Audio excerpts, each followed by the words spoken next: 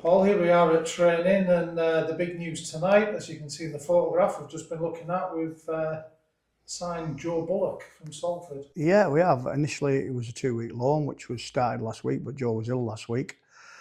So he couldn't play, so we held the news back. So he can play this week against Widnes.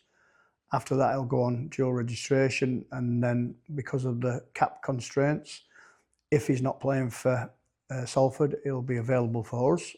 Jamie Pye's gone back, but Paul rang me and said, "Look, we're going to take Jamie back, but you can have Joe Bullock for a couple of weeks." But it works out it's probably only 1 week, but maybe after that, depending on what's happening at Salford, we might get him for a few weeks longer. So we've got to thank Salford and Paul Crarey for allowing us to have him, really.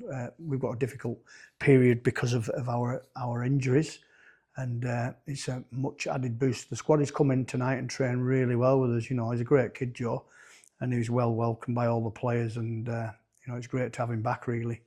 He's a bit of a superstar now, and he's gone to play Super League, so to have him back in our ranks for a couple of weeks or a week, whatever it may be.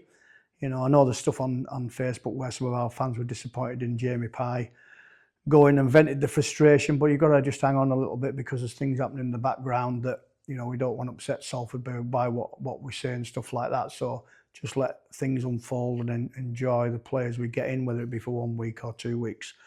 So it's great to have him in. Historically difficult game at Widnes this week, but we're playing with a little bit of passion at the moment, and we've got the bit between the teeth. Whoever puts a Barrow shirt on is giving it the best, so we're looking forward to it.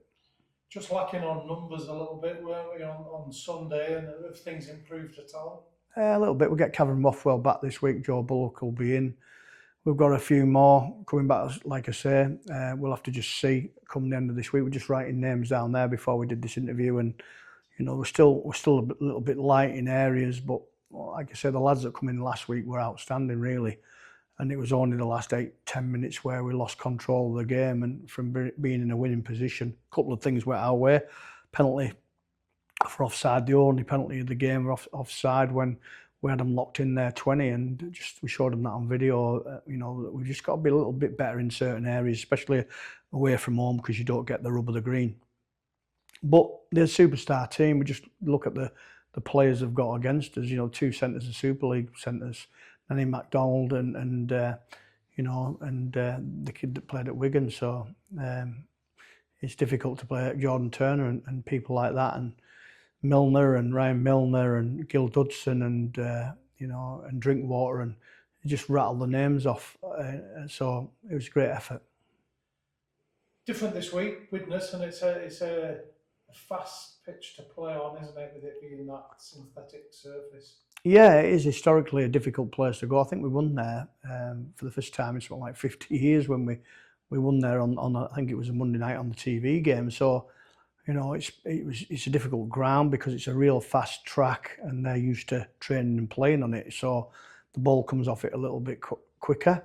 They haven't got the likes of Thornley and MacDonald in the centres there, but they've got a lot of lads similar to us. So it should be a good contest. Alan Coleman's done a great job since he's been there, and he's got them in the top 6 last year. It's difficult this year with the teams that are going to be around that area this year, with spending so much money. So it'll be a good contest. You've got to win your home game, so they'll be looking on a little bit of a bounce back from last week, because looking at the game, they were well below what they have been in the last few weeks. So I know Alan will be disappointed in their performance at York, but I thought York were a real good side when they played here, so there's no disgrace in getting beat, but sometimes it's the manner in which you get beat.